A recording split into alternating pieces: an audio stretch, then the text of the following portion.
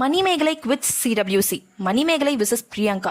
இவ்வளோ பெரிய number 1 show ஆன சிடபிள்யூசியில் ஒருத்தரை மாற்றி ஒருத்தர் கலாச்சிக்கிறது ரொம்பவே புதுசு கிடையாது. அப்படி இவங்க 2 பேருக்குள்ள என்னதான் கான்ஃப்ளிக்ட் வந்துச்சு அப்படின்னு பார்த்தீங்கன்னா, மணிமேகலை ஓப்பன் அப் ஆகியிருக்காங்க. அதாவது, நான் அந்த ஷோவில் ஆங்கர் ஆனதுலேருந்து என்னை ரொம்பவே டாமினேட் பண்ணுறாங்க. இந்த டாமினேஷன் ரொம்ப ரிப்பீட்டடாக எனக்கு நடந்துட்டே இருக்கு. அது யாருன்னு பார்த்தீங்கன்னா, அதே செட்டில் குக்கா இருக்க ஒரு ஃபீமேல் ஆங்கர் அப்படின்னு பிரியங்காவை அட்ரஸ் பண்ணியிருக்காங்க. இந்த டாமினேஷனை பற்றி நான் ப்ரொடக்ஷன் டீமில் சொல்லியும் அவங்களும் எந்த ஆக்ஷனும் எடுக்கல. பிளஸ் பிரியங்கா வந்து ரொம்ப சீனியர் மோஸ்ட். ஸோ நீங்க அவங்களை கொஞ்சம் அட்ஜஸ்ட் பண்ணி தான் ஆகணும். அப்படி நீங்க அட்ஜஸ்ட் பண்ணிக்கிட்டா உங்களுக்கு 2-3 ஷோ எக்ஸ்ட்ரா தரும் அப்படின்னு சொல்லியிருக்காங்க. பட் மணிமேகலை, எனக்கு செல்ஃப் ரெஸ்பெக்ட் தான் முக்கியம், நான் இந்த ஷோல இருந்து குவிட் பண்ணிக்கிறேன் அப்படின்னு சொல்லிட்டு வெளியில வந்துட்டாங்க. Live and let others live அப்படின்னு சொல்லிட்டு, நீங்க தான் பெரிய இது, உங்களுக்கு தான் எல்லாருமே இருக்கணும் அப்படின்னு நினைக்காதீங்க அப்படின்னு ரொம்பவே டைரக்டா சொல்லியிருக்காங்க. பிரியங்கா சைட்ல இருந்து இதை பத்தியான எந்த ஒரு நியூஸ்மே இன்னும் வெளியாகல. இப்போ நான் உங்ககிட்ட ஒரு கேள்வி கேட்கிறேன். நீங்க ஒர்க் பண்ற இடத்துல இன்னுமே பிரியங்கா மாதிரி மணிமேகலை மாதிரி ஆட்கள் இருந்துட்டே தான் இருக்காங்க. இந்த டாமினேஷன்ஸை பத்தி நீங்க என்ன நினைக்கிறீங்க? உங்களால மணிமேகலை மாதிரி ஆல் ஆஃப் த சடன் உங்களோட வேலையை விட்டுட்டு வேற வேலைக்கு போக